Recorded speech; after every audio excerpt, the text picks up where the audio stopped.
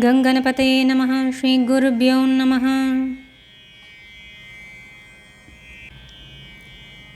கற்பார் இதயக் கமலத்து உறையும் அற்பார் ஒளியே அழகு ஆணை முகா பொற்பாய் உனது பொலந்தாள் மலர்க்கே நற்பா கொடுத்தேன் நனி ஏற்று அருளே.